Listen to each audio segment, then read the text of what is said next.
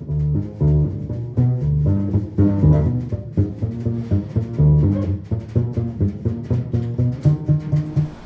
to this beautiful new space at NYU.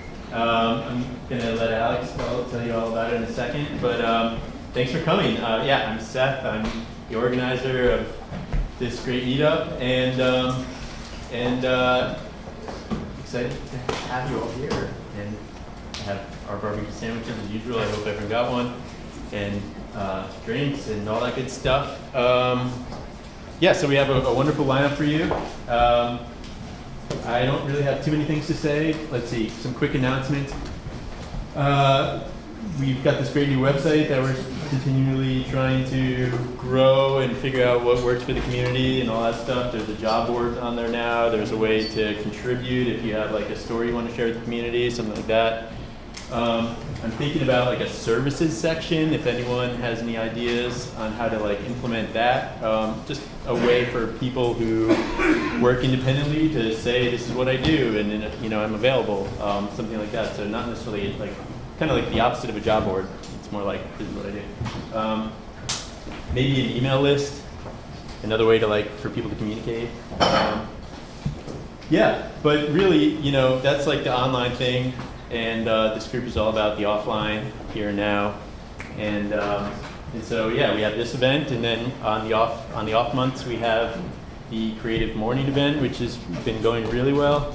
The last one we had some really interesting conversations. It was kind of led by Ryan, who's just walking in, and it was kind of a legal discussion, which it's something we have to talk about, unfortunately, but it's in the tech space, it's like, yeah, and in the music tech space in particular, you really do have to sometimes understand what the rules are, or you don't, and you create something cool, and then they come and get you later, or you figure it out. But I don't know. I'm on the latter side of it, but I'm learning so much about the importance of the legal side of it, and so yeah, this whole thing is a learning process for me. That's why I started the group, and I hope it is for you guys as well. So I will let Alex introduce the space to you, and then we'll kick things off. Thanks. Good evening, and welcome to NYU. I'm Alex Ruthmann, and I'm an associate professor here in music education and music technology, and we're happy to host the New York MusicTech Meetup. It's also a gathering of a monthly music technology educator meetup. So there's a number of educators who are here with us. And this is the launch of a 3-day conference that we're running here in this building for the next 3 days called Impact, which is bringing together educators with interactive, multimedia, performing arts, collaborative technologies. So we have teachers in the field, we have community musicians, we have developers, and my role here at NYU is as director of the Music Experience Design Lab, and we bring together students with industry and community partners in developing new experiences and technologies for music making and learning. So we're trying to embrace our own entrepreneurship here and help bring that to the students. And so we're more than happy to host you here in this brand new space. This is, I believe, the first public event we've had in our brand new performance studio here. It was just renovated. There's a lot of great things happening here. We have a new entrepreneurship lab that is launching across the street, which will have entrepreneurs in residence and fab labs and a bunch of things for students, but also for the industry and startup partners that we work with. NYU has a very extensive university industry startup incubator program with discounted space and things like that. So if you're interested in working with us, with our music business majors, our music technology majors, our music education majors, come and find me. I'm happy to connect you with that. But otherwise, welcome and have a great time.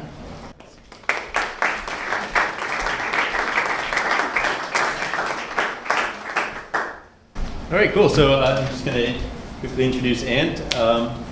He is the founder of Lyte, and yeah, I can't wait to hear about it, learn about it. He's doing some disruptive things with Governor's Ball and kind of under the radar. Not anymore. And yeah, I'll let you take it away. Cool. Hi, everyone. Thanks for having us. Alex, sounds like a really cool program. How many people here have been to a show in the last 12 months? Anyone without their hands up needs to get out. Now, how many of you have ever had a ticket that you purchased that you couldn't use because something came up? You were at the office late, you were with a babysitter, whatever. Got it. Okay, so I was at the Olympics in 2012, and I was sitting next to a row of empty seats, and I thought to myself, this is nuts. There's a lot of people that want to be here. And started to scrape away at the problem of the secondary ticket market. And we've all probably experienced the gruesome marketplace that's out there, and decided we'd try to figure out a better way to do things. And as we scraped away at that problem, we realized that most people, everyone has shit come up, but most people weren't actually able to sell their ticket for various reasons. They either stepped into the Craigslist vortex of insanity and it didn't come out, having sold the ticket, or they tried to sell it and couldn't price it, et cetera, et cetera. So we really realized the problem is just selling your ticket. And so we figured out over the last 9 months a very straightforward way to sell your ticket in a couple clicks. So I want to take you through that and then talk a little bit about what we've learned on the product side, and then we can open up for discussion. So in this case, I have a ticket to a Eminem and Rihanna show, and I can't go. So I come to uselyte.com, enter in, upload my file, enter in my email address, and ask Lyte for an offer. Okay. So we've received your ticket, and I want to talk a little bit about what's happening behind the scenes. So this is Karina. She's here. She heads up our marketplace. And when we first started, we first got this idea. When you click that button, there was basically just a bunch of us scrambling around trying to figure out what the hell we were going to do with this ticket. We started with the obvious stuff. Is the show sold out? When's the event? How many tickets are there? All these things affect the price that we can pay someone for their ticket. But then we started to realize there were some non-obvious factors to what the value of your ticket would be.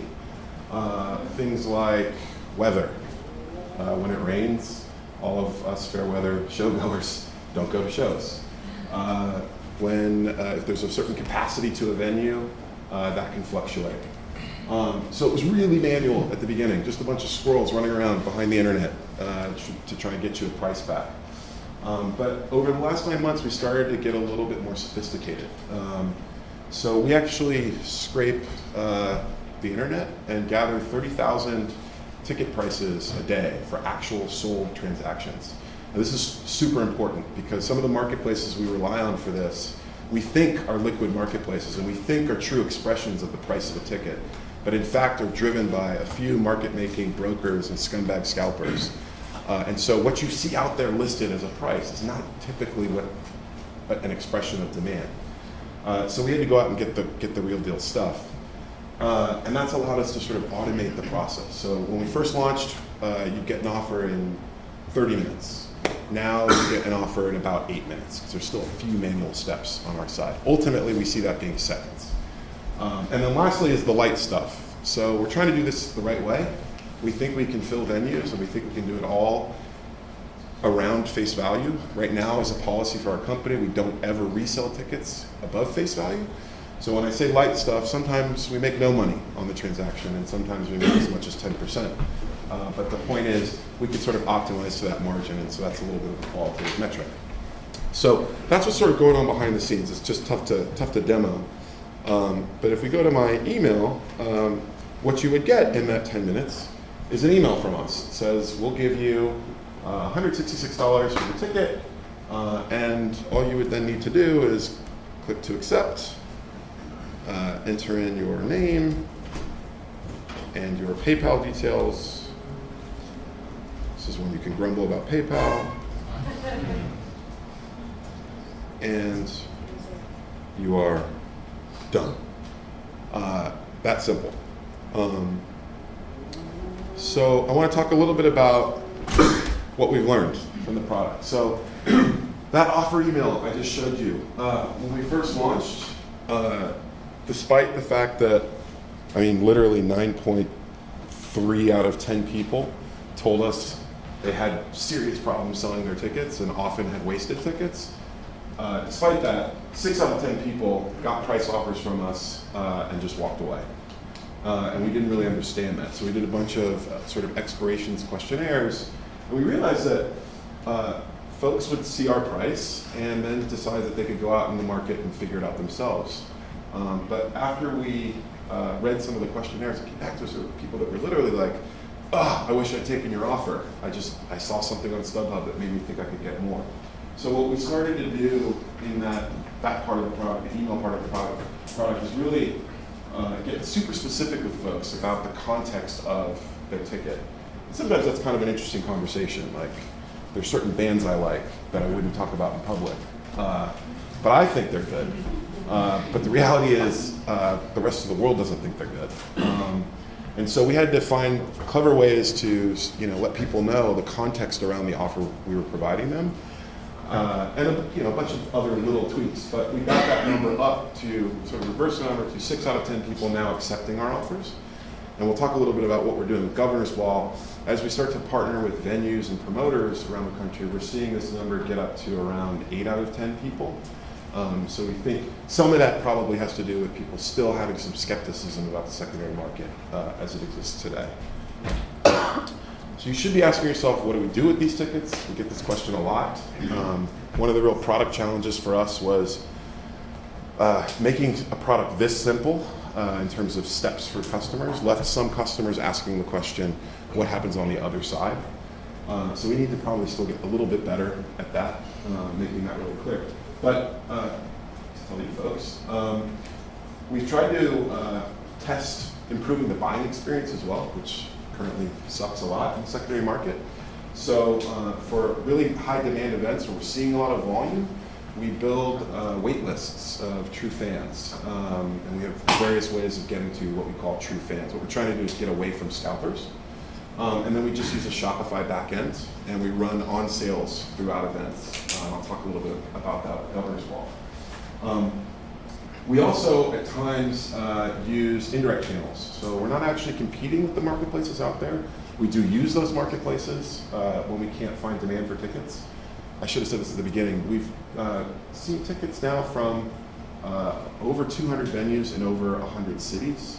So, and we sell 94% of the tickets that we purchase. So, in some cases, we can get to direct buyers, and others we can't. So, to talk a little bit about Governor's Ball, we've started building white label. I won't cut over, but white label versions of Lyte for promoters and venues. So, we think promoters can manage their own secondary marketplace and their own customer experience. So all of this is custom for Governor's Ball, but it's the same backend for our products. We have found that this is a really effective strategy for people who are buying tickets. Let's say you want to go to Coachella.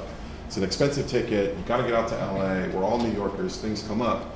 We think that this kind of program will help people feel more comfortable in the advanced sale cycle, like for primary tickets. And to confirm that, we did a survey, which we're going to tweet and ask you to fill out as well. We asked, we're at about 200 respondents now. We've asked folks, would they be more inclined to buy advanced sales tickets if they knew there was a fair buyback program that wasn't scalper ridden? And so far, 86% of people tell us yes. So we feel pretty positive about this, not just as a consumer-facing platform, but as a platform for businesses, venues, and promoters to use as well. That's it. Thank you.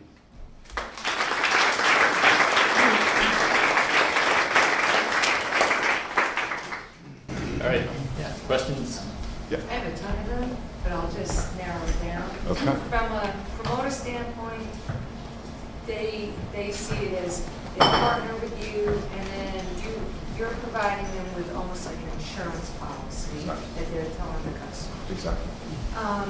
How do you validate that the ticket is authentic? There's no silver bullet for that. We have different tools that we've built.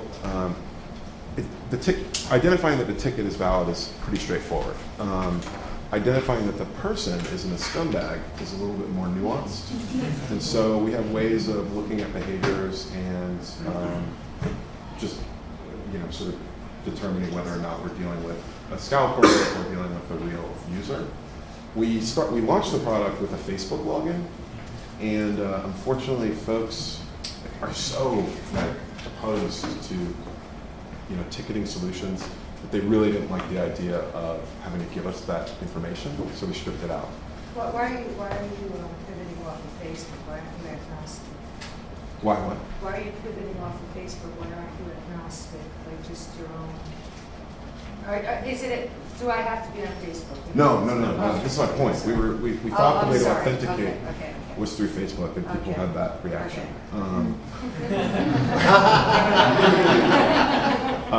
Longer term, I think the way to end fraud will probably be to partner with the primary marketplaces, primary ticketing solutions. So using things like Ticketmaster Transfer or Eventbrite Transfer gets us to a place where we're 100% buttoned up in terms of eliminating barcodes. And then certainly wristbands will help us as well. So if you say upload a ticket, that is a scan of a physical ticket? What aspect? Only Is it e-ticket. only for physical tickets, not for digital tickets? I got will call my tickets from box office. I bought them and I have maybe a printout, or maybe I just go to the box office and pick up my will call tickets, but now I can't use them. Can I resell those tickets? Yeah, no, it's only e-ticket PDFs right now.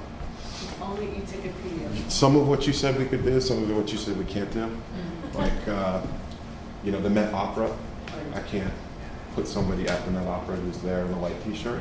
That'd be nice, but you can't do that. Eventbrite, But Eventbrite, Ticketmaster, Ticketfly. Ticketmaster you can do. Yeah. And then the second ticket question is, with all the legal issues going on around, there was a whole big lobbying campaign for being able to allow, pass along tickets, not having to authenticate yourself, especially digital tickets, so that you could let a friend use your ticket. And I don't know actually where that stands. So I'm wondering how that issue sort of applies to what you're doing, whether it even comes into play or not. Yeah, we can, we don't have to, the name of the submitter doesn't have to be the name on the ticket. And obviously the primary guys have to deal with this a lot. Will they allow transfers? Are they going to ID people? Well, legal pieces, so, okay. Yeah, but maybe I'm not familiar with some of the cases. What we've had to sort of look at more from a regulatory standpoint is state-by-state broker reseller laws. Now for us, it's much more straightforward because we're doing everything at face value. But longer term, we'll have to familiarize ourselves with states You're like selling Illinois. it at face value, At face not value. necessarily buying it. We're not buying at face value. Sometimes we are. You said about 6% of your tickets that you buy, you don't sell. Is that satisfactory? Are you trying to reduce that? Why that many? Yeah, no, there's a slide on here about miracles. I actually think that longer term, so typically that 6% are very, very low value tickets. So there just isn't a market. I believe that the right thing for those people to do is not get a shitty offer from Lyte, but instead to donate their ticket to someone else. So long term, we're going to flip that into a philanthropic opportunity that allows people to just give away their ticket and write off 30% of face value of the ticket, as opposed to getting a low offer and then us just ending up with dead inventory. For us right now, 94% is more than fine. Okay, one more question. Well, you mentioned that what's your cut? What do you take for a transaction? Our average is we'll buy at like 90%, sell at face value, so about 10%. All right, cool. Definitely track them down if you have more questions, and thanks so much.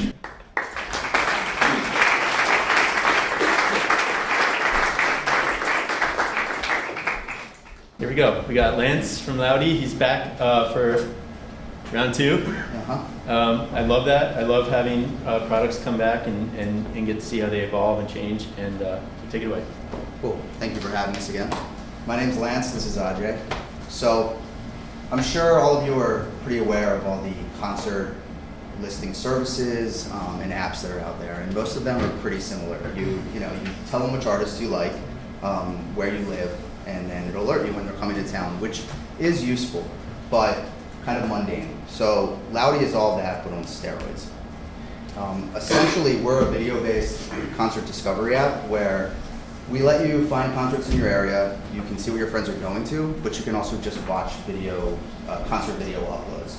So what you're looking at right now, this is my stream. These are artists that I follow and also friends, all obviously within this area.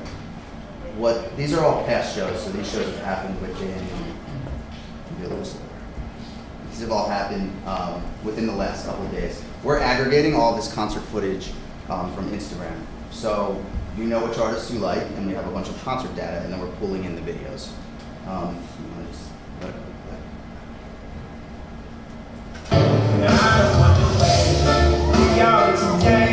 So what's cool is you can like follow an artist as they're on tour.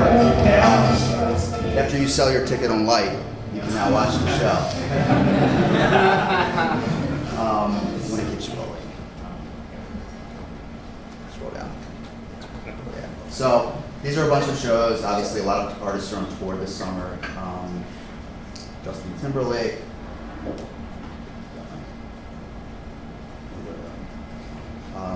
This was a big show last night, Paul McCartney. So obviously, inevitably, you want to know, when are they coming to your town? All of the things that are in red, you can click, and it'll open an artist profile. So you can watch all the videos, by just clicking videos, which will basically load all of these concerts that we're aggregating, so you can see his entire tour. And if you go back to the profile, as you scroll down, obviously you can start to find a show in your area. And as you continue to scroll down, you'll actually see past shows, and then you'll be able to see like the aggregate of that show and all of those videos. So, it's interesting to see what's happening in all these cities and as these artists tour. If you go back to the stream, the second icon at the bottom is a play button. And what you're seeing here are all the videos that we're pulling in real time. So it's not filtered based on artists you like or your location. You can literally see all of the concert footage that's happening anywhere.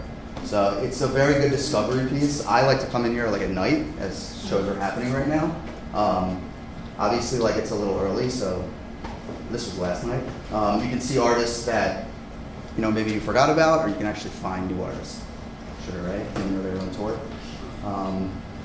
And it's just an easy piece, and obviously you can click on any of these artists and then find out when they're coming, or you can look at venue profiles as well. If you go back to the home screen, the concert ticket is basically our version of concert lists. So just like all these other services, we basically filter it in a few ways. Artist following.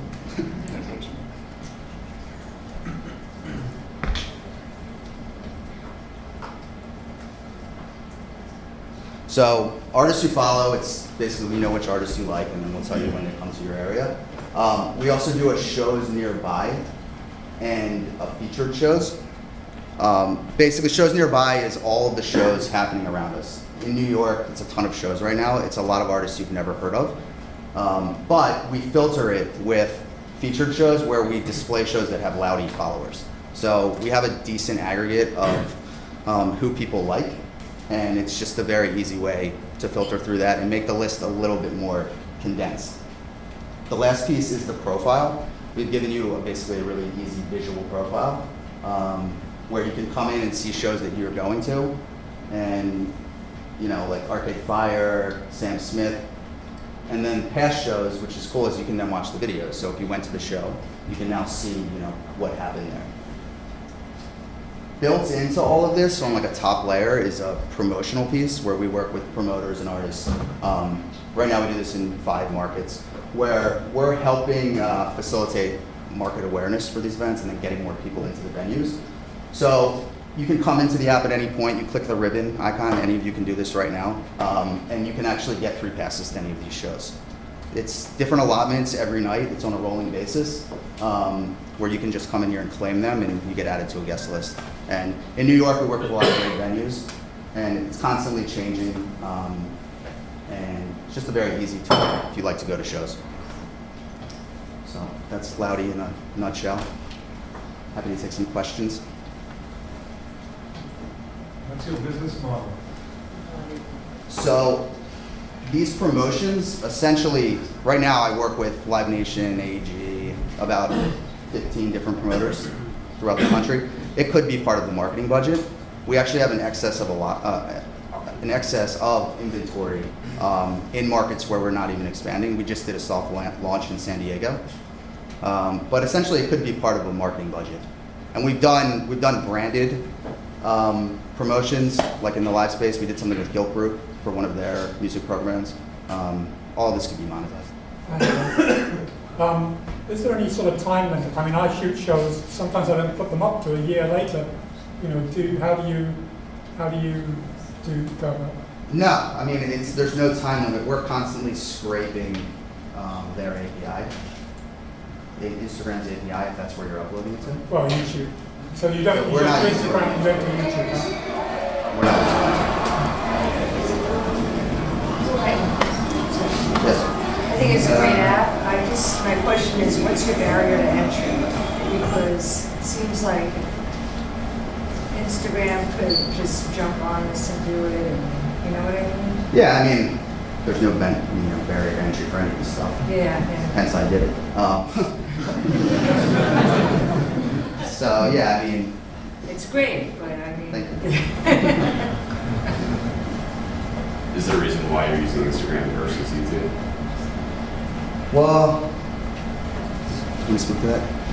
So basically, right now, a lot of more people post to Instagram. It was an easy starting point, and you use 60-second clips, and you can see a lot of content, and it's just a lot more people are using and we're posting on that. This is one of the reasons we don't use Vine over Instagram. Instagram just has a lot more people using it, and it's a lot more interesting content. Basically wondering the value you're placing on fresh footage and short versus higher audio and longer but out of date. We want to see what we might be thinking about doing Vine next. We might end up in YouTube, just seeing what's best, but definitely also many the live aspect too, because like YouTube obviously has just higher speakers. Yeah, but YouTube is also getting into the space, right, of live streaming concerts and stuff. So they're also exploring this kind of similar area. So yeah, have you guys come across licensing roadblocks for live material that some artists are just refused to allow? No, actually, it's kind of in the reverse. We actually have a decent amount of artists using the platform to see their own videos, or they just like to watch other artists' videos. They like us to upload. A lot of them want us to make sure we have their concert dates in there, and then they use it the same way everybody else does. How did your relationships with the promoters come about? I've worked in the concert industry for like 9 years, so I've worked with a lot of promoters. The previous conventions. Yeah.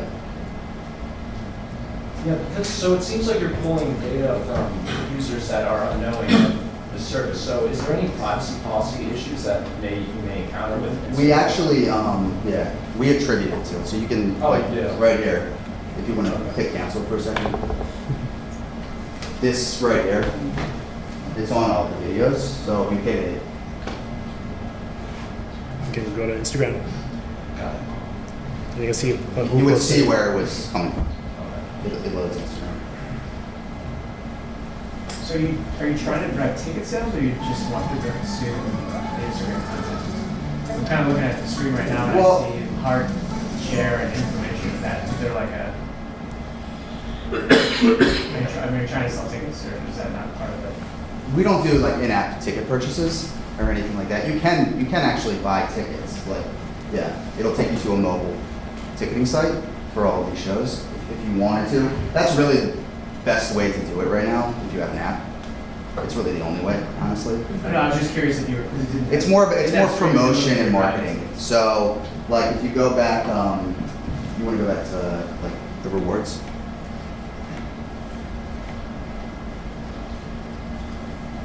So, I mean, these are basically this is constantly running all of these different promotions. And from the business standpoint, we're just, driving more traffic to these venues. Are you keeping track of like how many times a video gets played, and I mean, is that relevant? How many times a video gets played? Yeah, or analytics like on an exit sound kind of level, or So we have we can monitor how many fans there are. We can monitor if people like those videos. We have a list of the number of people that like the videos. We have information about who's liking what and who's going to what, and that kind of information, which is probably useful in the future if we ever get to that point of using all the interesting data. Maybe one more question? Yeah. Are you concerned with any rate limiting from Instagram's API? Like as you grow and start calling them more and more, I know they have certain rate limits. We're being pretty smart about it. It's technology stuff, right? You can pull at different hours and different times and make sure that you don't go over the limit. Yeah. Are you pulling the concerts with the hashtag or like individually? How do you know which videos you're going to put? Do you want to give away our secret sauce? Just now. It's magic. Yeah. I was curious what future plans you guys have for this moving forward. Yeah, I mean, right now, you can use the app no matter where you are, and you'll get concerts. But right now, we're in New York, LA, San Francisco, and Boulder in terms of these promotions and the market use. We want to continue to just, do this in more and more markets and go from there. And from the technology side, stay tuned. Okay.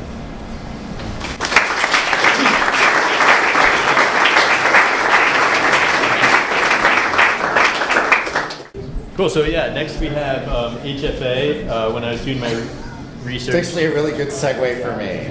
The previous one. Yeah. Okay. Good. Yeah. No, it's great. And if you look them up on Wikipedia, it was founded in 1927, and so I didn't even know the internet existed back then, but apparently it did. It did. But we thought of it. Yeah. Cool. You look good for your age. Thank you. I've aged really well after almost 90 years.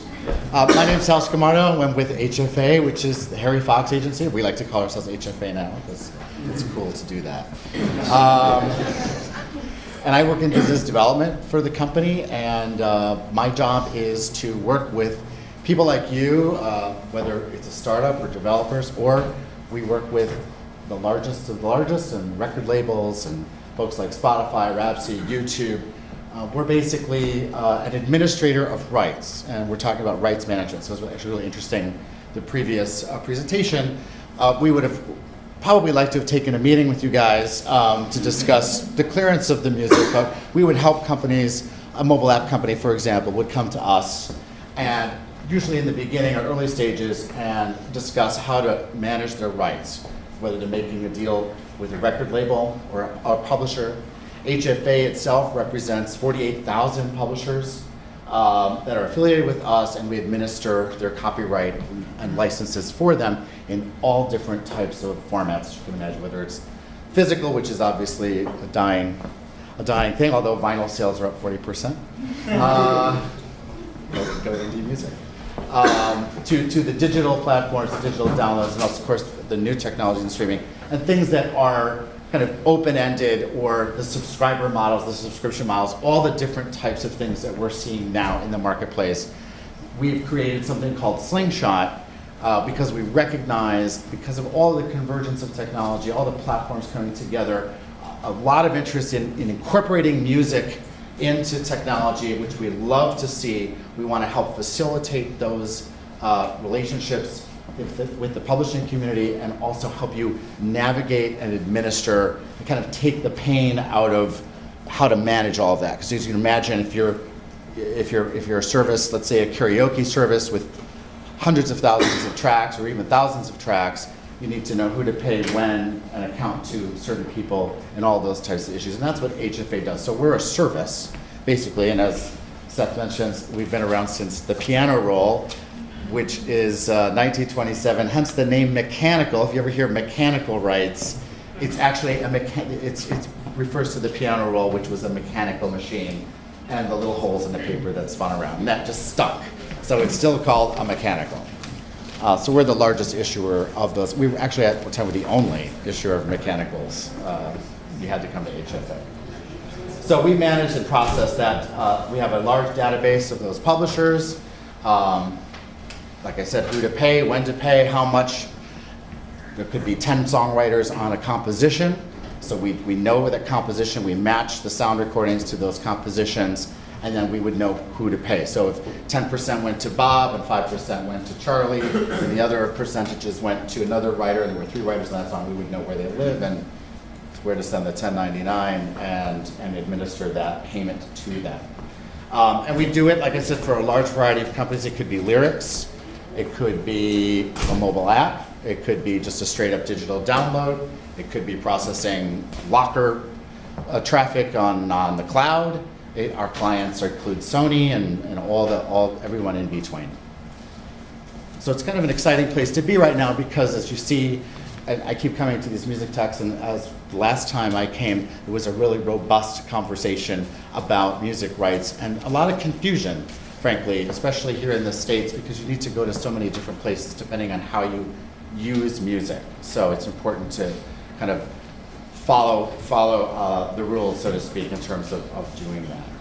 We also have a do-it-yourself platform, because we recognize there are a lot of smaller companies that may not need the full service that we offer, administrative services, or maybe can't afford. You can actually go on, we have something called Songfile, where you can actually register your composition and get it, or if you're a distributor and you want to do a compilation of 10 songs, you can register that and acquire a mechanical license if it's less than 2,500 units. Let's say we have churches, we have schools, we have all types of people who use Songfile for their own kind of needs. So we try to address everything in the spectrum through HFA. I'm sorry, I'm cheating because I want to make sure I cover everything. So as I said, with the rapid proliferation of all these mobile devices, Slingshot is our service. And I'm just going to scroll down and you can see all the different types of so you can see we handle everything from issuing licenses, managing direct agreements, which would be like I made a deal with Sony ATV Publishing and I have a full use of their catalog. You need to provide statements and accounting to Sony for your sales. You report your sales in and we would administer that for you. There's a lot of data management that goes on at HFA. We obviously have millions and millions of compositions in our database. We also track usage, so we have usage data coming in from YouTube, we have usage data coming in from Spotify and Rhapsody, we know what the clicks are, we know all that type of thing. So we're working on that angle. Of course, royalty calculations, something that's very important to comply with advances. If you have advances on your deals, we provide publisher support and also professional services for people that might need a little extra help, even just copyright research, if you just need to find things. So in this kind of content everywhere, where we're all going in terms of consuming music, we feel that Slingshot really simplifies and facilitates the administration of this intellectual property. Oh, what do we have here? Do we need to sign in again? Yeah. Okay. Well, you do that and I'll just keep talking. We're actually really getting close to it. I was going to show a little video, but we'll let Seth get that going. So, in a nutshell, we're basically a service and a resource for you. We felt it was important to, I recognize just coming to some of the meetups that there is a lot of confusion when it comes to rights and how to administer them and where to go to get them. And so it was important for us to come to these types of meetups to kind of educate people about HFA as a resource to call us, and we can help you navigate all of that. So I'm going to stop talking and I'm just going to play a short little 2-minute video. If I can get back. There we go. Which will kind of explain everything I just said. This is Matt. He's developed a new digital platform that includes music. But Matt's been spending more time trying to figure out who controls the rights to the songs he wants to use than he has on developing his service. Matt was going to miss his launch date and was reconsidering his business model until he learned about Slingshot, HFA's rights management solution. For more than 85 years, HFA has provided licensing services to more than 48,000 music publishers and content providers. Slingshot, HFA's rights management toolbox, was designed to simplify the licensing process for businesses like Matt's. With Slingshot, you don't need to hire a staff to manage thousands of licensing relationships, develop a rights database, or program complex royalty formulas. HFA's expert team will create the best end-to-end licensing solution for your business model so you can focus on your business goals. With Slingshot, Matt got the licenses he needed to launch his business on time. Best of all, Matt didn't need to handle the royalty payment process. HFA took care of it for him. Simplify license and rights management with Slingshot so you can focus on your business, save time, and increase productivity and profits. Slingshot, it's rights simplified. That's it. Thank you very much, and great talking to you. Thank you, Seth. Oh, yeah, questions. I'm sorry. We have some swag too. Oh, right, there is swag. And be sure to get a pill bottle to alleviate your rights pain. Yes. How much? It really depends on, it's really customized, depends on what services you're building. So, and the number of compositions, the types of deals you're doing. So we really try to focus and work with you in the beginning to customize that service fee. We actually have a technology department that'll build the systems to track everything and work with your IT people, whoever your developers, to get it right. Is it more aimed for like the end user or the catalog owner, or both? It's really both. I mean, the catalog owner or the publisher appreciates our service because obviously it's insurance that you're going to get paid, it's going to be accurate, it's going to be on time, all those types of things that publishers are concerned about, making sure that the calculations are correct.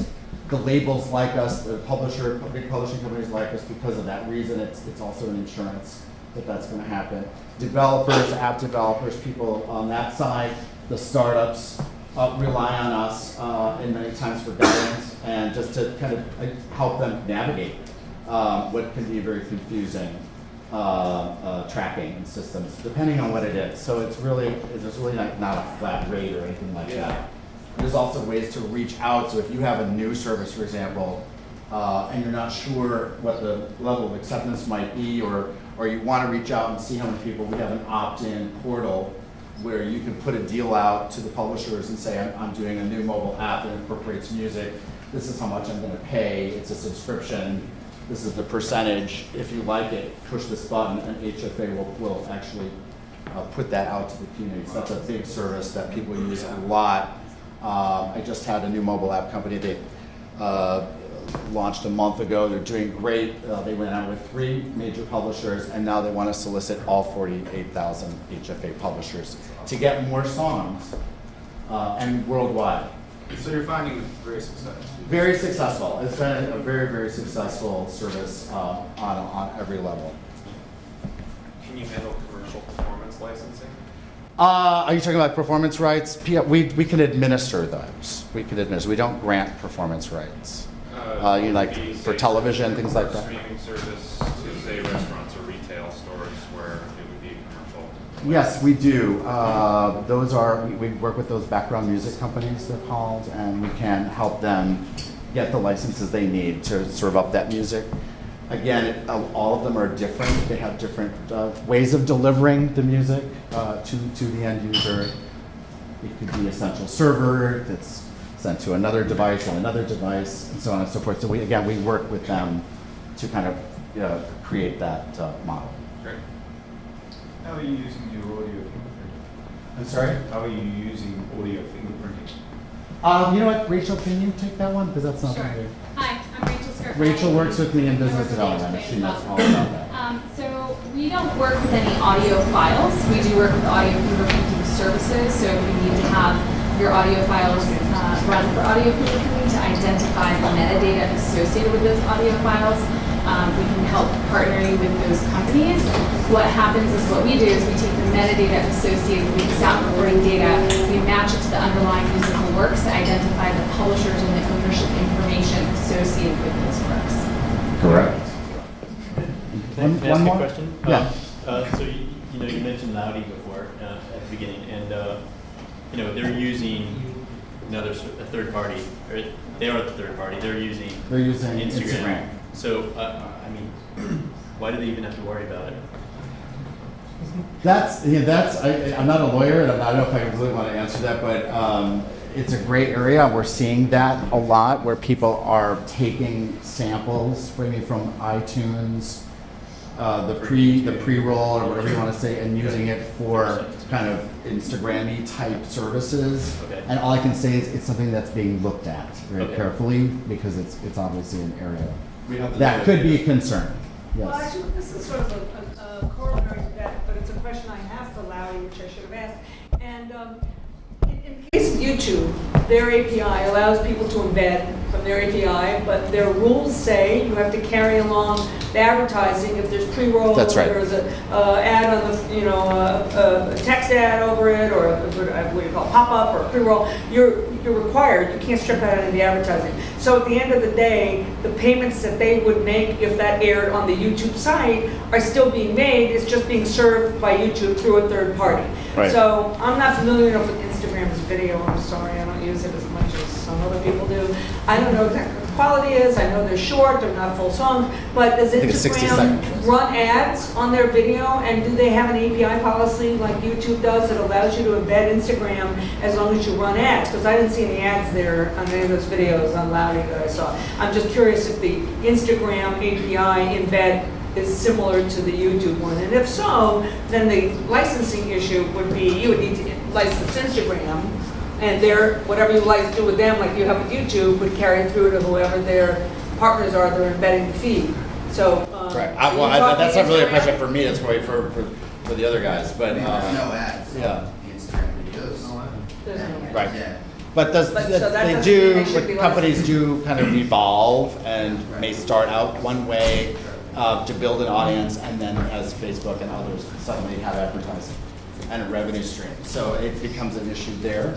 Because obviously, and this is why it gets really heated whenever we start talking about music rights, which is fine, we want to have this conversation with everyone, is that when you're using music to build a service and build value, we see this you see it in the news, Pandora, all this type of stuff, people need to get paid, because you're using creative works. So that's really where it gets fun, is in the conversation is when it comes to using a composition that someone's written to build a service to make money. Okay? Cool. Yeah. One more? Yeah, I mean, we kind of went over this last meetup, but I'm curious what your initiative for education on these issues. Coming to events like this and trade shows and really being out there as much as possible. Just one-on-one is really our strategy. I mean, Rachel's been at it longer than I have. We also have a variety of materials, so if you work in education capacities, we can provide you with some additional materials and information, links, those copyrights with their publishers, some information such as that. The website has a ton of information. Website, definitely. Tons and tons. It's an encyclopedia. Thank you all very much. Really appreciate it.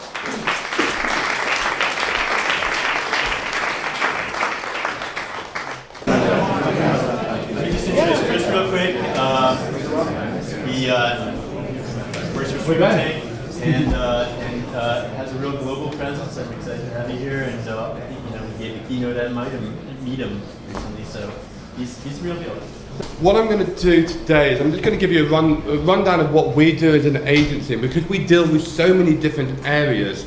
I'm going to touch on some of the areas we deal with, obviously have a look specifically at music, and give a couple of key examples of some of the things that we've achieved in music. As an agency, one of the things which should grab your attention, that with the number of artists that we've worked with in the past, for any single or album launch that we have done for an artist, every single one of those has gone to #1, and every single one of those has gone platinum. And I'm going to explain to you how we've done it. So, just give you a rundown of exactly who we are. So we're actually a full-service strategic agency for live digital broadcasting. So we look after the whole end-to-end on live streaming and digital broadcasting. So we're the agency behind some of the most challenging successful live streams ever undertaken. We're the agency behind the world records, the world first, and almost every award in the market sector. We have a global presence and a global network worldwide. And in fact, on a technology point of view, through fiber, through satellite, and through other video transporting methods, we run a full master control room, which is actually based in London, but we're taking in live feeds from around the world from multiple different broadcasters and multiple different events. We have a global network of talent covering everything from creative all the way through to delivery, so the whole circle. So every time a campaign or a launch comes through to us, it gets injected into a team. That team has all the key points that you need within that team to actually make stuff happen.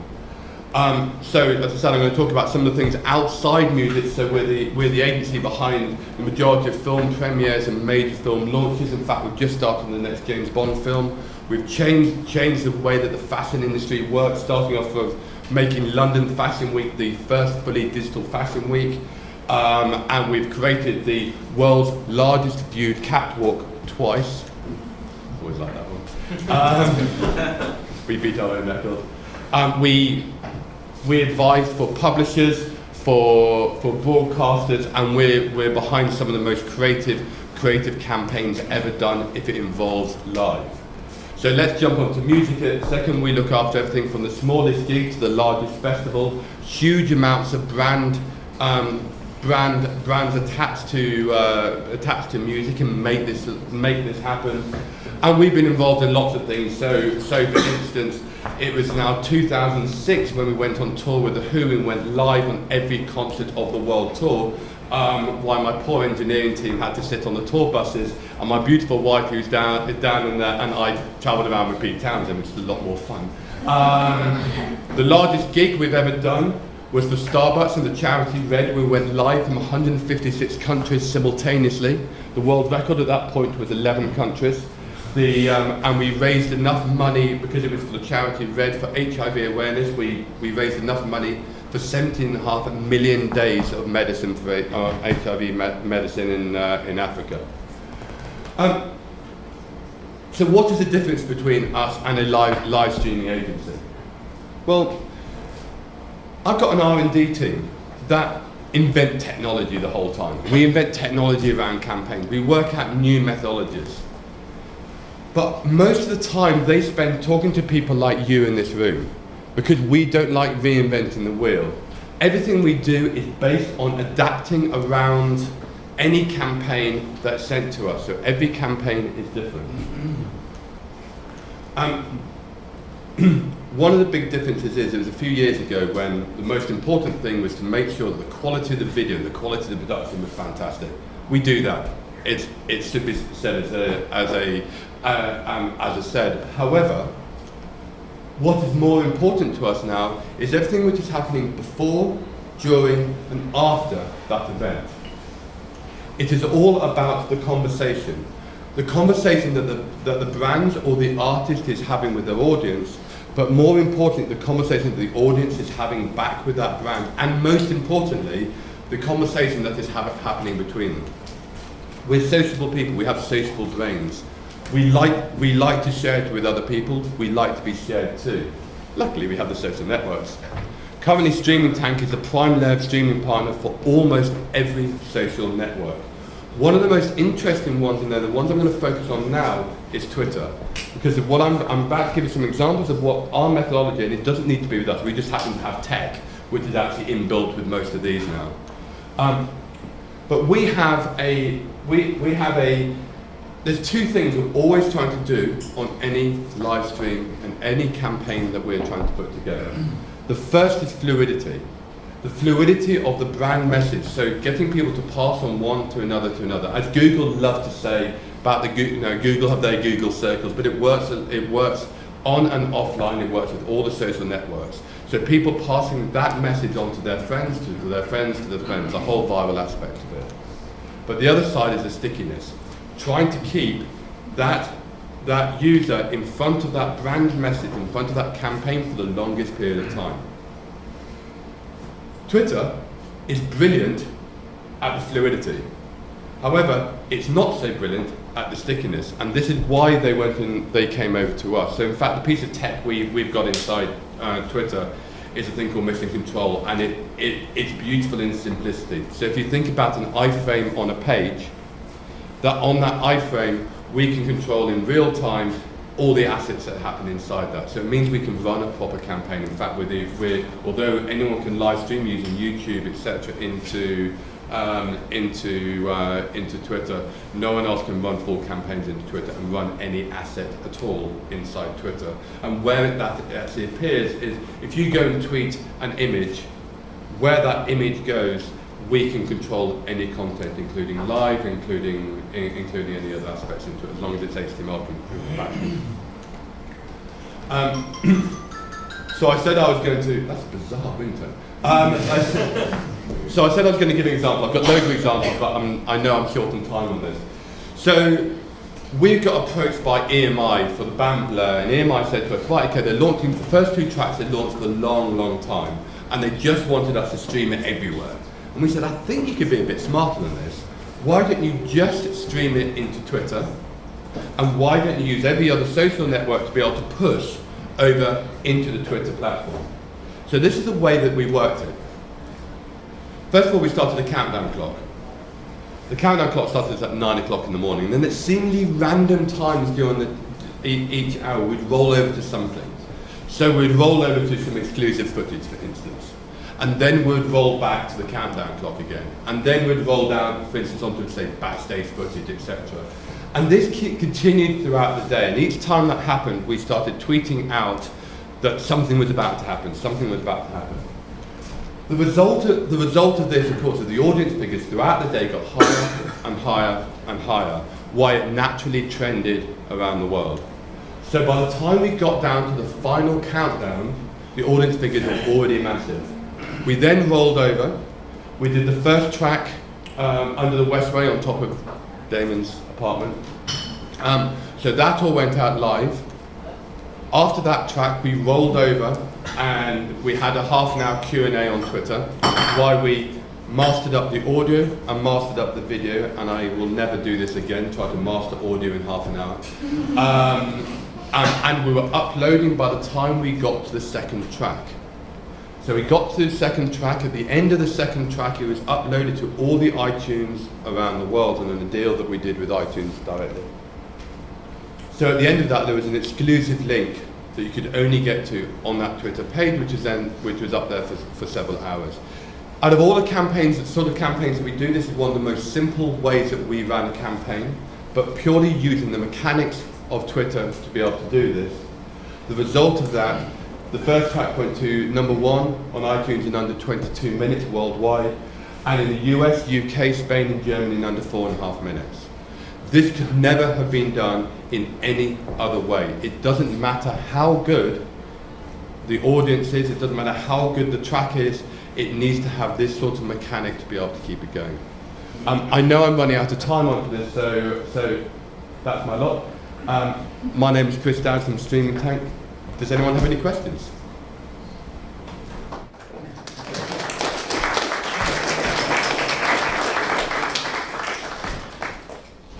Any questions? Have you guys done any in-venue social activations, or is it all just streaming online? No, we have done it, and there's one of the problems about an agency like ourselves that we tend to then be asked to do so many different things. And one of the core things are we promote out to all of our clients that we use partners the whole time, and we can't do the things we do unless we have partners.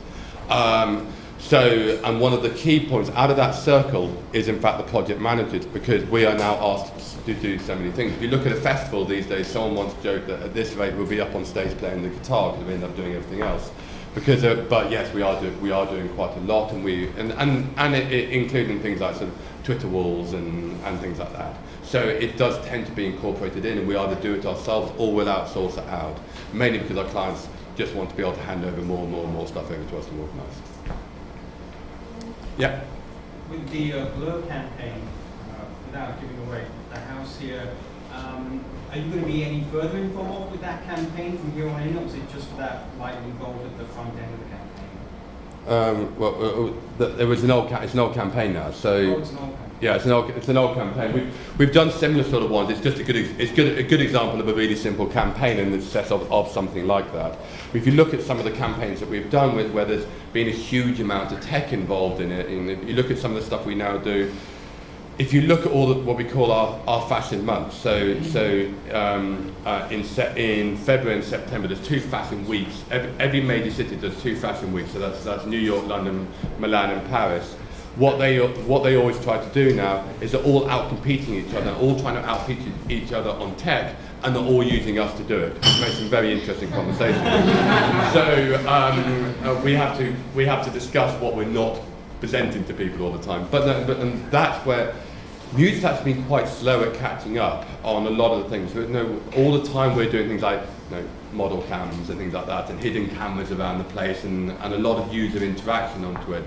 What we're really trying to spend all of our time now doing is trying to push forward, looking at a lean forward experience rather than a lean back experience, because it's all now down to brand recall. So if you go and as soon as anyone is interacting on anything, first of all, as soon as anyone is searching for stuff, so that's why all the pre-promotion is important.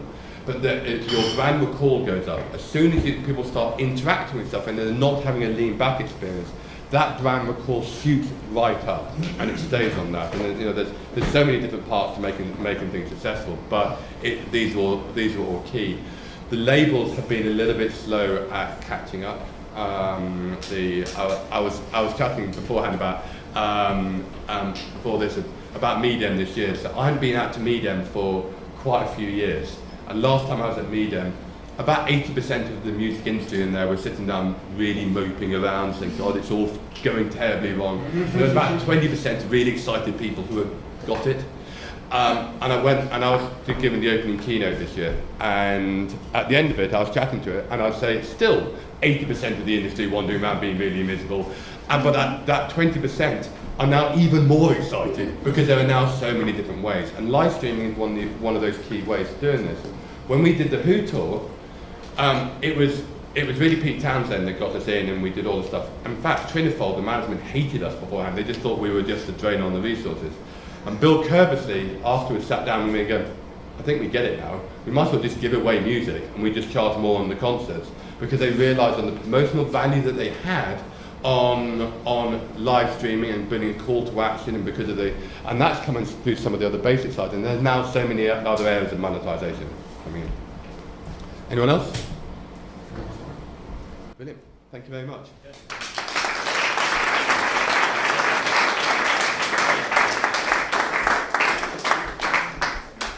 All right, so yeah, we have one more. We have Jim from MusicFirst. Certainly last but not least. And since Alex runs the music education meetup, it seems right to have a music education technology demoing. So we're really excited to have this. Okay. Good evening, everyone. My name is Jim Frankel. I am a native New Yorker, and I teach up at Teachers College, Columbia University, about 100 blocks north, 120 blocks north of here. About 2.5 years ago, a gentleman walked up to me. I was just in the keynote address at the Florida Music Educators Conference, and said, I'm going to give you a lot of money to build a company from scratch. I have no idea what I want you to do, but you're going to come to London in 2 months, and if I like what you come up with for education, we'll fund it. That's exactly how it happened. And what I did is I asked a whole lot of my friends, people like Alex included, and said, if you had to make a product for music education with carte blanche, blank slate, what would you do? And so what you're seeing tonight, what we're launching tomorrow, is 2.5 years worth of work. We are the digital education division of Music Sales Group, which is the largest print publisher of music, certainly in Europe, if not in the world. We own 52 publishing companies, and HFA is one of our best friends. We own almost 500,000 songwrites, and G. Schirmer here in the United States, as well as many other imprints. And what Bob Wise, the owner of Music Sales, said to me is, I have all this content I'm sitting on, I wanted to get it to kids, what do I do? So We're New York City based. We are an online classroom with content, lesson plans, tasks, and assessments. I'm not sure if you're all hip on the education lingo, but I'll just assume that you are. Basically, we built a purpose-built LMS for music educators, and maybe more expansive to the entire arts field. With all the money that I was given, although I would like to have taken it myself and bought a yacht, I bought 9 companies. We acquired, I went and said, look, cloud's the future, obviously, box product, except for high-end, it's dead. So I went around to all of these companies, Noteflight, who we did not acquire, they were acquired by Hal Leonard. But Soundation, which is an online version of GarageBand, if you've ever seen it, Noteflight, which is online notation, Musician, which is music theory, all of these different software companies were either box product or already making their way into the cloud. We bought them, or the majority share of them, or bought their education business, and then paid a lot of money to redevelop them as cloud-based applications, right? So no more CD-ROMs. And if you've ever been a K-12 music educator, and even a K-20 music educator, you know that your worst enemy is the IT kind of administrator who has every right to be your worst enemy because you're probably their greatest threat in what you're going to do with the computers. So this eliminates them from the equation. Everything is browser-based. And in my opinion, you know, device agnostic. Previously, I ran the education division of Korg, and sold lots of labs to schools and lots of hardware, which 3 or 5 years later would be covered in dust, and then they'd have to rebuy all the stuff. This eliminates the hardware from schools' ever dwindling budget. Terrible. MusicFirst is a site in the middle, kind of the sun with all the planets revolving around it. And what we do is drive the use of all these disparate software tools with content. And so the content drives the use of the software rather than the software being taught as a separate entity, which I think philosophically is ridiculous. So instead of teaching kids how to notate music, we use our content that we own, and the kids are using real-world content, real music, you know, to learn how to notate, if you get the idea. We've also filled it with curriculum, assessment. My nerdy dissertation was in online assessment, which I published in 2002, which dreamed of this, so to turn it into a product is pretty cool for me, and classroom management software. So really quickly, we've got assessment, we've got classroom management, classroom resources, and the cherry on the top of the cake is the integrated software that's all single sign-on, HTML5. You sign in and you're signed into every piece of software, and I'll show you all those. So we're getting all the attention right now about our assessment and grading, for better or for worse. School districts around the country are basing teacher efficacy on student growth numerically in a curriculum. So you have to spit out a score at the beginning of the year, spit out a score at the end of the year. My dissertation said that's revolting. I'd rather have much better, rich data, kids creating, kids writing music, kids recording themselves. So we've made digital portfolios, we think for the first time, really brilliantly, so that the kids do all the uploading of that content rather than a teacher sitting there with a handheld recorder and uploading it themselves, which is horrific if you've ever tried to do it on any kind of broad scale. We've made built-in and customizable tasks and assessments, so when you buy MusicFirst, and by the way, it starts at $2 a kid or $2 a user, so it's not crazy price, $2 a user per year subscription model. You're getting all this hundreds and hundreds of stuff pre-populated. You can create, schedule, and deploy your own tests. I didn't put that in bold for you. I put it in bold for school administrators who start salivating when they see that they can make one test and deploy it and give it to every 4th grader in the district.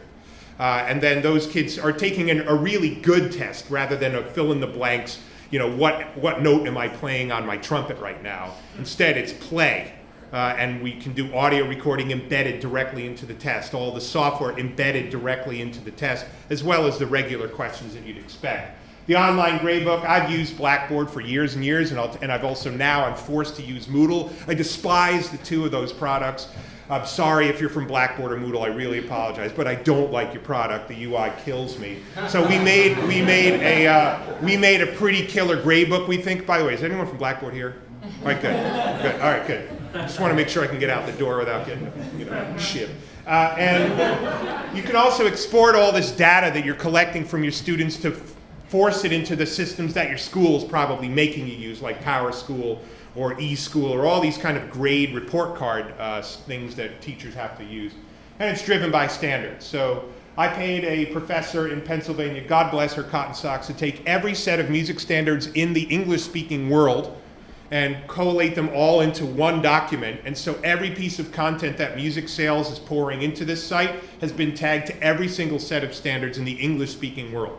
So UK, Australia, South Africa, US, Canada, it's a lot of stuff, and IB. So we've put all these standards in, so if you search for any of those standards, all the content is viewable that way. This I just put up because no one ever sees it. It's my abstract. Just proving that 12 years ago I said, wouldn't it be awesome if we made a website that you could collect multiple forms of data from kids? So I'm a nerd, but I have to show this. All right, so it's 24/7 access. In the previous, what I did with schools is the only time you could use Pro Tools, for example, was if you were in the school's lab on a machine during the 42 minutes the teacher was teaching it. Now it flips the classroom completely. Kids can use a Pro Tools-esque type thing anywhere, anytime, on any device. No computer lab required. It's perfect for BYOD and the one-to-one initiative that's going across. Customizable environment. I'm a parent of 2 girls. In my previous company, my job was to brand chord into the minds of every child in the United States. I find it repulsive, I will tell you. I don't like that part of the business, so we wiped our branding completely out of the site, so the school brands it as their site rather than mine. It's fast and intuitive scheduling. If you ever had to do a plan book, it's the worst. It's the bane of a teacher's existence, trying to fill out all the squares in a plan book. We made drag and drop scheduling, which we think is pretty damn cool. And it's, of course, COPPA, FERPA compliant, so that there are no email addresses required for students, which is against privacy laws here in the United States under the age of 13. I'm sure you all know this stuff, and I'll get to the site shortly, but the best part for me was I literally got to go to our library and pick any book I wanted that we owned and say, can I have this, can I have this, can I have this? So we took 20 to 25% of each one of those books and threw it into the site for free. Obviously, there's a model down the road where you can get the rest of the book for a nominal fee. Everything's standard-based, unlimited storage, at least for now. We're hoping there's a music teachers. I founded the Music Teachers Facebook group. If you ever go to Music Teachers on Facebook, if it's the big one, that's the one that I helped found. We think that music teachers love sharing their lessons, so we're hoping that they start populating that. These are some of the books that are going in, not in their entirety, but about 20% of each one. So you get a band method, a recorder method, a ukulele method, a piano method, a voice method, string method, and then all these kind of popular music, world music, how to play the timbales. All kinds of great stuff is going into it. And these are the software companies that we've partnered with. So Noteflight is our notation, Soundation is GarageBand, Groovy Music we brought back from the dead. It was a box product from England, which I absolutely adored. I hired the lead developer. He's now our senior product manager. We made that. That's launching September 1st. Can't wait. Inside Music is Khan Academy for composition. Brilliant musician, best-selling ear-training music theory software. We're converting it to the cloud as we speak. Music Delta is an awesome company that Alex actually introduced me to in Norway. It's music appreciation with pop music and music of the dead white guys. Focus on Sound is an online encyclopedia of musical instruments in 650 music terms. O Generator is the coolest thing. If you remember Fruity Loops, which is like kids love making beats, O Generator is a way cooler way of kids making beats, and really great stuff. It's been around forever. Morton Subotnick, who is my personal hero, I've been working with him now for 6 years, and I'm thrilled that his product is launching September 1st. I've been working with him very closely. Morton Subotnick's Music Academy comes out in 2 weeks or so, and then we partnered with Naxos Music Library. I would love to have acquired them, but obviously they're massive, so we're their K-12 supply, or K-12 thing. And so we're doing elementary, middle school, and high school, and then quickly to show you product, because you're all pretty hip and savvy. This is, obviously you take this out, you put your own logo in. This is our live site, so it is up and running. We have our software dashboard, so we made it look like apps. So if you want to go and say, hey, I'd like to use Noteflight, you just click on it, it single signs you in, and now you're in, and you can go and create a new score. Obviously, teachers can say, hey, kids, go and write an 8-measure melody in D Dorian, and it needs to be done by tomorrow. And that's exactly what happens. It doesn't matter what device they have. They go home, they do their assignment, they click in. right? You get the idea, and when they're all done, they click File Save. That's all they have to do to hand in their assignment. Pretty hip, we think. We've basically put a whole bunch of software in the hands of the kids. The content, we're getting a patent for this, which I'm absolutely thrilled about. Most LMSs, if not all, do not come with pre-populated content. Teachers have to spend their long summer typing out their syllabus. It takes forever to do that. What we're doing is filling this with hundreds and hundreds of pre-made lessons and units. And if you say, yeah, I'd like to build a melody with my kids, that sounds like a good idea. If you say, I'd like to use this, you simply copy it to your class. It says, which class would you like to use this with? Yeah, I'd like to use this with my X class, and you go ahead and you're on your way. So my 6th grade general music class, I'd love to use it. You can go in and schedule it. You can tag it to any of the standards. By the way, we pre-populate with each site specifically which standards your school subscribes to, rather than every standard. You can see it's every standard under the sun. Say, yeah, I'd like you to do that today, and create lesson. That's all you have to do. So it's a massive content store.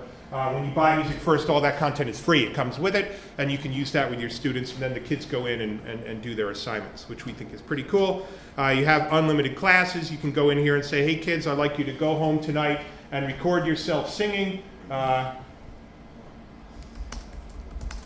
the way, we've been building this for 2 years. I cannot wait to get this product out. I'm pretty much done. So you can go in and record, do this now, and assign it to your students, and they will go home, and no matter what device they have, except for iPad, because they're just being jerks about the Web Audio Development Toolkit. If you know anything about recording in the browser, it's killing us right now. But the kids would go home and record themselves singing, playing their instrument, doing all that, and all of that information is uploaded to their gradebook. One last thing, which is pretty cool, we think. I'm going to leave that task. I know I'm going really fast, but I don't have a lot of time. This is the assignment. This is that kind of drag and drop thing that I showed you. So I can actually just drag the tasks and say, all right, this is due here. Just imagine this, if you've ever used the plan book before. I've now put I now have the next 8 days of teaching done with all of my tasks and assessments ready to go, and that populates the students' page when they get in. So, as I said, we're launching tomorrow finally. The site's live, but we waited for it literally happened while I was sitting here. The last little piece of the puzzle happened, which I'm thrilled about. Cool thing is we have pilot studies going into 28 of the largest 40 cities in the United States starting this fall, representing millions of kids. So once that starts happening, I can stop losing my hair and turning gray. But thank you very much for having me. I'd love to take any questions you might have.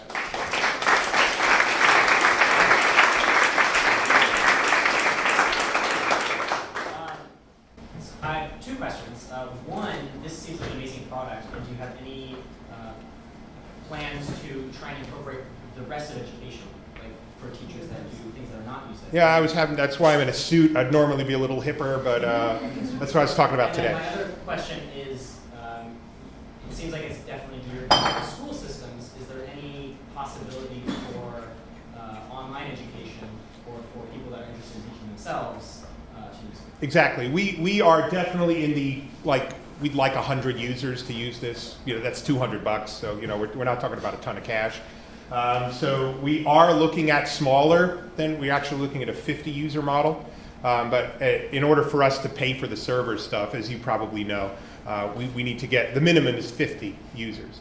But there's a lot of people coming to us now saying, I'd rather not spend the $500,000 in development you did to make, could I just license this? So we're white labeling it for several very large music companies. Other questions? Yeah, this is just a comment. Like when I was growing up, like my high school didn't offer music classes to all the students, so I just started taking private lessons, and I think it would be extremely valuable to people like that. People who own their own private music schools and kind of teach people that have, like you said, probably not on the real small scale, people that are going to people's houses in the afternoon, but on the We've partnered. It's a great comment. We've partnered with 3rd Street Music Settlement School, so every kid in that school is going to have it starting September. But we are looking at that kind of model where, look, you pay $35 for a half-hour lesson. For $5 extra, you've got every piece of software and every piece of content you can imagine. So some schools are coming to us and saying, hey, can we just do a tack-on fee to the kids and just pay you up front. So we're doing that. That's already happening. Awesome. Cool. Yep. What is the depth of your access into the G Shermer catalog? Everything. Every single piece. It's pretty cool. So every composer that's represented, as well as Chester, Novello, LeDuc, there's a lot of publishing companies out there. So they said to me, you can use whatever you want, put it in, as long as it's instructional, as we own it. So it's an amazing, for me, I'm a kid in a candy store. I can't believe that I'm able to put this stuff in. So the teachers can create lesson plans, grab a few pages from various works and... Exactly. Yeah, we're making the digital Shermer catalog available to teachers. So yeah. Are most of the lesson materials task-based, episodic content, or do you have project-based materials as well? A bit of both, I would say. We have right now 8 different music teachers with different styles writing for us. So some of it's I like unit-based kind of, here's a unit on the Harlem Renaissance, and here are some lesson plans that inform that unit, and here are some tasks and assessments that'll help you as an educator figure out whether they got it. But you as a teacher can obviously create any content. That's the cool part of it. I think you touched upon it. I see universities adopting it faster than lower level because they have more money. Because this is fantastic. Interestingly enough, school districts have crap loads of money for assessment. They don't have any money for their music programs, but if you use the assessment flag, which I'm sorry, but that's what it works. They have to assess their kids because that's teacher efficacy. So I learned quickly in the last 2 years when I was going around going, oh, isn't this so cool? They go, yeah, but do you have an assessment thing? Oh, so yeah, the assessment money's there, and higher ed, unfortunately, are not interested in what we're doing for the most part, the initial reaction, because they already have they're already using Blackboard or Moodle and say, well, we already have that. The K-12 space this is still an emerging market for LMSs. In the example where you're saying, okay, you've got all the Sherman material or something like that, and someone pulls together a program, is it sort of then on a rights or a funding sort of model, so you generate the cost, or is it just all you can eat, without... Let's just put it, little bits of money go different ways, kind of in the HFA model, when paying our own companies, which is really a lot nicer. So it's all going in the same pot. But I say, all right, Shermer, here's your cut. Here's what they're using. So we've already worked out internally all that licensing. But yeah, it wasn't free. Let's just put it that way. What if a kid creates something? Can you then share it on YouTube, or is it like? We can't control what kids share on their social networks, but we can control what teachers share with us and with other teachers. So there's a vetting process. They can't use. I wrote a book on copyright, and so it's a really sensitive topic. So if a teacher says, "Hey, here's this new, Lana Del Rey song lesson plan," I'm probably going to go, well, thanks, but we're not publishing this onto the main site unless you get the rights, or and we're not going to go and chase those down. But yeah, so we have control over what goes onto our site, but not what kids do with theirs. Is there any difference in what the interface of the students see looks like as opposed to what the teachers see? Yep. And as a teacher, can I, let's say, upload like a video lesson or a video tutorial and then have it pop up in like a blog form? Yep. So we can iframe anything, any content's embeddable, pretty much HTTPS, as long as it's legit. It can be embeddable. There is a different different student view. Teachers, I don't have time to go into it right now because I'd have to log in as a kid. But a kid has a different view. There's a young kid view and an older kid view. This is the teacher view. So a kid wouldn't see MusicFirst news. That's what we're pushing to teachers. But they might see a music fact or stuff like that. Yep. I just have one other question. So a lot of similar services, I run into problems as a teacher with YouTube because YouTube is always blocked in a lot of schools. So if I were to upload a video, right, do you have a proprietary video player? Yep. Yeah, so we have an embeddable audio and video player that's within it, so that it kind of gets around that. So there's no need to use YouTube? No, it's the easiest thing to do, but you can also upload your own videos. Are you working with anyone like Intune or Musicalive, which have the kind of student publication and then the teacher? It's interesting that you yeah. Laurie always asks. It's very, yeah. Yes. I have an email from Erwin today, so yes. All right. Thanks so much. Great. Thanks for having me.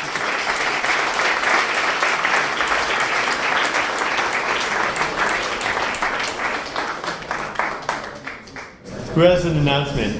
Feel free to stand up. Go for it. Hi, I'm Laurie.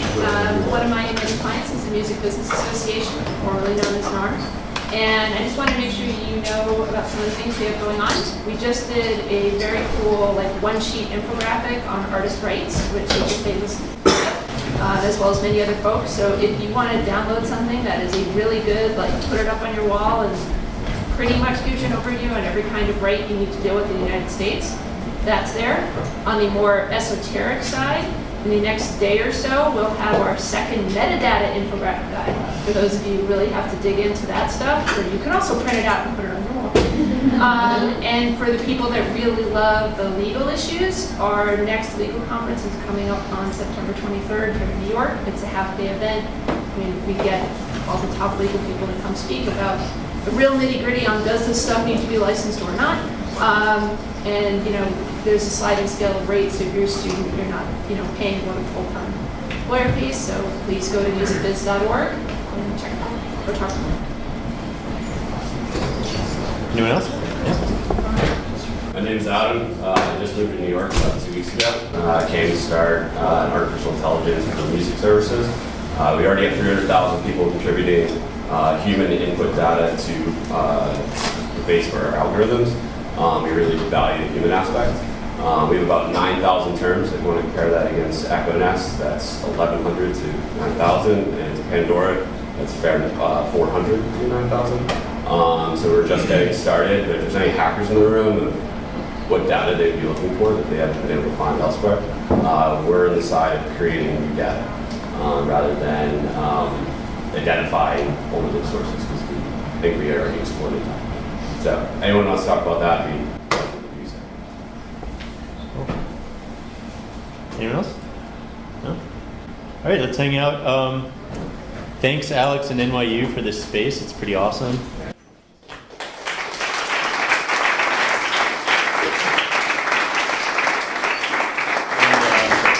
We're always open to hosting this event at other spaces. It's fun. And so yeah, maybe there's some drinks left. Let's hang out. And maybe if we get kicked out of here, there's, I don't know, Tom and Jerry bar or someplace like that. We can all go to. Okay, thanks.